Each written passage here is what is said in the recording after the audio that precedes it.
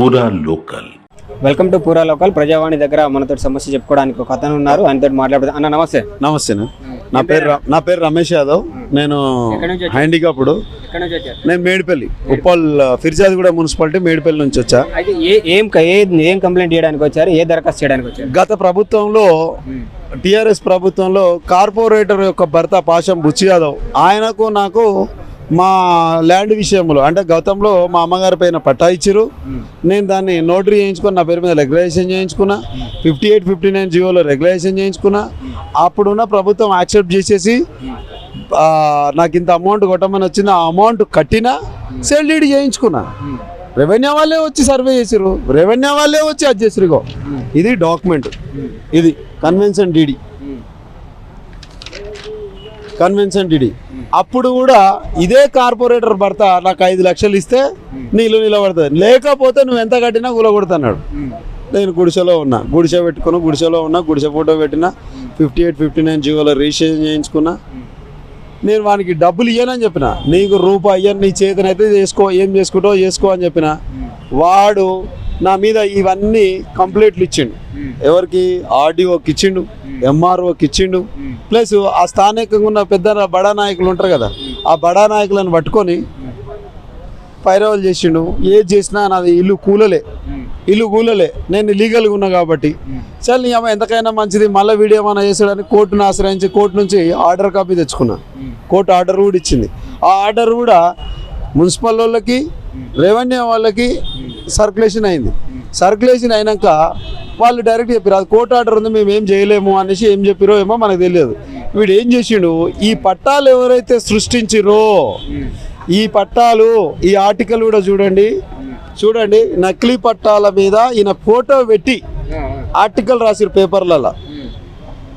అంటే రాసిరంటే పేపర్ వాళ్ళు రాసిరా లేకపోతే ఆయన రాపించుకున్నాడు? అది పేపర్ వాళ్ళు రాసిరు. వాళ్ళ దగ్గర పేపర్ వాళ్ళు రాయాలంటే ఎవిడెన్స్ ఉంటేనే రాస్తారు కదా. ఎవిడెన్స్ లేని ఏ పేపర్ వాళ్ళు అయినా రాస్తారా? ఇగో పట్టా పెట్టిరు, ఇగో ఫోటో పెట్టిరు. ఈ ఆధారాలు పట్టుకొని ఎంఆర్ఓ దగ్గర పోయినాం. అమ్మా మరి ఇటువంటి ఆరోపణలు వస్తున్నాయి ఈ కార్పొరేటర్ భర్త మీద, మరి మీరు సుమోటో కింద కేసు ఎందుకు బుక్ చేయరు అని. ఆమె రెస్పాన్స్ కాలే. పిఎస్ఓల దగ్గర పోయినా రెస్పాన్స్ కాలే. ఇగో ఈ పట్టాలు పెట్టుకొని ఎవరైనా ఈ పట్టాలు ప్రపంచంలో ఏమన్నా ఉన్నాయేమో చూడండి, ఒక్కసారి చూడండి ఈ పట్టాలు ఎన్నెన్ని ఉన్నాయో. ఒక గవర్నమెంట్ ఆఫీసర్ రైటింగ్ ఇట్లా ఉంటుందా? 20 కాదు దాదాపు 50 సంవత్సరాల గవర్నమెంట్ ఆఫీసర్ని పోల్చుకున్నా కానీ ఇట్లా ఉంటాయా? ఏ అధికారమైనా ఇట్లా ఉంటాయా? రైటింగ్ ఇట్లా ఉంటుందా? మరి ఎక్కడి నుంచి వచ్చినాయి ఈ పట్టాలు? ఈ పట్టాల వాళ్ళని అడ్డు పెట్టుకొని వీళ్ళకు 3 లక్షలు 2 లక్షలు తీసుకొని ఈ పట్టాలు ఇచ్చిండు. మేడిపల్లిలో ఏ గల్లీ అడిగినా ఈ పట్టాల కుంభకోణం చెప్తారు. ఈ పట్టాల కుంభకోణం గల్లీలో ఏ లీడర్ని అడిగినా ఎవరిని అడిగినా చెప్తారు. అలాంటి వ్యక్తి వీళ్ళని ఉసిగొల్పి నా దగ్గర గుడిసెలు వేయించిండు. అన్నీ మీకు అందరికి వస్తాయి, రమేష్ గాంధీ నిలబడ్డప్పుడు మీద ఎందుకు నిలబడదు? వాని ఇల్లు కూలితే వేకెంట్ చేయదు. నా ఇల్లు కూలింది, అన్ని గుడిసెలన్నీ తీసుకొని పోయారు. మీడియాల సమక్షంలో ఆయన నన్ను నా అంగవైకల్యాన్ని ఏలన చేస్తూ 100 సార్లు మాట్లాడాడు. దాని మీద కూడా పిఎస్ కంప్లైంట్ ఇచ్చిన. ఎస్హెచ్ఓ గారు సార్ ఆయన నన్ను కుంటివాడు అని నా అంగవైకల్యాన్ని వేలం చేస్తుండే.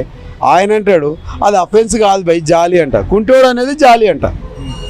నా అంగవైకల్యాన్ని ఏలన చేస్తూ మాట్లాడింది ఆయన జాలితో అన్నట్టంట. ఒక ఎస్హెచ్ఓ అంటాడు. ఎంఆర్ఓ దగ్గరికి పోయినా, అమ్మా మాకున్న ఆర్టికల్ 92 ప్రకారమే 2060 ప్రకారమే నిన్ను అడుగుతున్నాను, మాకు మెజిస్ట్రేటివ్ నువ్వు, వాడు ఈ మాట అన్నాడు వీడియోలో, నువ్వు రిఫర్ చేయి పోలీస్ స్టేషన్కు అన్నా. అది జాలి అంట. సరే ఓకే డన్, జాలి అన్నారు కదా, సరే ప్రజావాణి పోదాం, ప్రజావాణిలో పోయి కంప్లైంట్ ఇద్దాం. ప్రజావాణిలో ఏం న్యాయం జరుగుతుంది? ఈడికి వస్తే ఈడ కూడా సేమ్ డైలాగ్. ఆమెకు ఫోన్ చేసిండు, ఆ ఎంఆర్ఓకు లైవ్లో ఫోన్ చేసిండు. సార్ నేను ఆమెకు అక్కడి నుంచి తీసి ఇప్పిస్తా సార్, వేరే దగ్గర చూపించేదానికి మరి నువ్వు ఎందుకు రిజిస్ట్రేషన్ చేసినావు? నా ఇల్లు 8 లక్షలు ఎందుకు లాస్ చేసినావు? మరి నాకు నష్టపరిహారం ఎవడు కట్టిస్తాడు? నువ్వు కార్పొరేటర్ భర్త బుచ్చి యాదవ్ మాటలు పట్టుకొని కూలగొట్టినావు. మరి నీకు ఆ నకిలీ పట్టాలలో నీకేమైనా వాటా ఉందా? ఆ నుంచి వాటాలు మీకేమైనా ముడుతున్నాయా? ఏమన్నా ముడుతున్నాయా మీకు? అయితే కాంగ్రెస్ ప్రభుత్వం ఏర్పడిన తర్వాత ఇది ప్రజల కోసం ప్రభుత్వం, ప్రజా ప్రభుత్వం అని చెప్తా ఉంది. దీనికి ఎంతవరకు న్యాయం జరిగింది ప్రజలకంటే?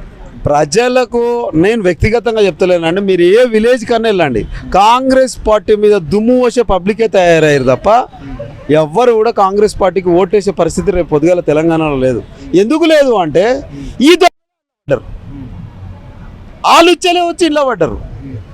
నువ్వు ఆ పార్టీ కోసం కష్టపడ్డ కార్యకర్తలను గుర్తించకుండా ఈ దొంగలను రాణిస్తే ఇవే దొంగలు, వీళ్ళే దొంగలు. ఉదాహరణకి ఇది ఒకటి చెప్తున్నా, అటువంటి రాష్ట్రంలో ఎన్నో ఉండొచ్చు, నేను పోరాడుతున్నా కాబట్టి ఈ దొంగ బయటికి వస్తున్నాడు. అటువంటి ఊర్లలో ఎన్నో ఉంటాయి. ఒక దొంగని తీసుకొచ్చి నువ్వు సంసారం చేయాలంటే అవుతాడా? వాడు అదే దొంగ అవుతాడు, మళ్ళీ అదే అక్రమాలు చేస్తాడు, అదే దొంగతనాలు చేస్తాడు. ఇటువంటి దొంగలను ప్రోత్సహించినప్పుడు పార్టీ పరువు పోతుంది తప్ప పార్టీ నిలబడుతుందా? మళ్ళీ పార్టీలకు ఓటేస్తారా? ఫస్ట్ ఇటువంటి దొంగలను లోపలేయాలి, చెర్లపల్లి జిల్లాలో వేయాలి. ఈ దొంగలు 100 కోట్లైనా ఖర్చు పెడతారు రేపు గెలవడానికి. ఎందుకు ఖర్చు పెడతారు? గిదే ఒక పట్టాకి 3 లక్షలు 6 లక్షలు 200 పట్టాలు వంచిండు, ఎన్ని పైసలు అవుతాయి? ఆ పైసలలో మీకు ఏమైనా వాట వచ్చిందా? మరి ఎందుకు స్పందిస్తలేరు దీని మీద? అంటే మీ ప్రభుత్వ నాయకుడనా లేకపోతే మీ కాంగ్రెస్ పార్టీ నాయకుడనా? ఒక వికలాంగుడి పైన దాడి పడితే, ఒక వికలాంగుడి సోదరిమణి పైన దాడి పడితే స్పందించని ప్రభుత్వం ఎందుకు? బిడ్డ నేను ఒకటే చెప్తున్నానండి, ఈ ప్రభుత్వాలను నమ్ముకొని అయితే నేను లేను.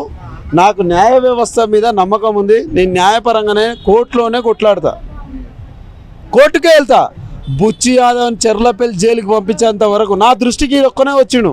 ఇంకా ఎవరైనా వచ్చినా వాళ్ళ మీద ఫైట్ చేస్తూనే ఉంటా. ప్రభుత్వాలు ఏమైనా ఉండని, కాంగ్రెస్ పార్టీ ఉండని, టీఆర్ఎస్ పార్టీ ఉండని, ఏ పార్టీ అని ఉండని, ఇటువంటి దొంగలకు ప్రోత్సహించొద్దు. పేదవాడి పొట్ట కొట్టొద్దు, పేదవాడికి న్యాయం చేయండి. ఈడు ఇట్లా జైలుకు పోతే ఇదే ప్రజావాణి ముంగడ రాష్ట్ర వ్యాప్తంగా వికలాంగులను మొత్తం పిలిచి ఈయనే కూర్చోబెడతా నా నిరసన కార్యక్రమం. బుచ్చి యాదవ్ అనుచరులు 1000 మందితో వచ్చిన, దాదాపుగా 100-200 మంది వచ్చిన ఇల్లు కూలగొట్టరు కదా, 2000 మందితో ఇటో ఉంటా, అదే ఇల్లు నేను కట్టించుకుంటా. ముఖ్య అనుచరులు ఇంకొకడు ఆయన తమ్ముడు ఉన్నాడు సత్యము, వాడు నన్ను ఏడ దొరికితే ఆడు చంపేశాడండి. చంపమని ఐ విల్ అగ్రీ, రమ్మన్ చూసుకుందాం. వాళ్ళ చెల్లెళ్ళకేమో 4 పట్టాలు ఉంటాయి, పెళ్ళి కానీ మైనర్ అమ్మాయికి పట్టా ఉంటుంది. మరి మైనర్ అమ్మాయికి ఎట్లా వచ్చిందండి పట్టా? ఏడంగా వస్తుంది పట్టా? ఎట్లా నిలబడుతుంది ఇల్లు నీది? మేము అన్నీ మాట్లాడలేకనా?